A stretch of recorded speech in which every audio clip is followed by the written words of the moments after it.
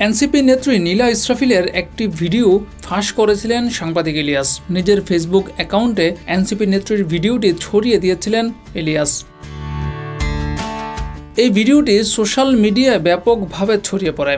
সামাজিক যোগাযোগ মাধ্যমে আলোচনা সমালোচনার জন্ম দেয় সর্বমহলে। এই ভিডিওর বিষয়টি নিয়ে সম্প্রতি কথা বলেছেন নীলা ইসরাফিল। জানিয়েছেন ইলিয়াস খেলতে খেলতে এসে তার কাছে ধরা খেয়েছে। আমার মনে হয় ইলিয়াস খেলতে খেলতে আমার কাছে এসে ধরা খাইছে।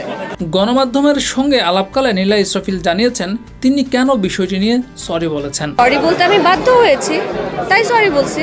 নীলা ইসরাফিল জানিয়েছেন তিনি প্রমাণ রাস্তায় দিতে যাবেন না, যেখানে প্রয়োজন সেই আদালতে তিনি প্রমাণ দিবেন। এই সময়ে এনসিপি নেত্রী বলেন ইলিয়াস খেলতে খেলতে এসে আমার কাছে ধরা খেয়েছে। আমার মনে হয় ইলিয়াস খেলতে খেলতে আমার কাছে এসে ধরা খাইছে। এর আগে আরেকটি সাক্ষাৎকারে নীলা ইসরাফিল জানিয়েছিলেন ইলিয়াস সাহেবের কাছে যে ভিডিওটি পাঠিয়েছে সে হচ্ছে আসল অপরাধী। ডেস্ক রিপোর্ট, যুগের চিন্তা।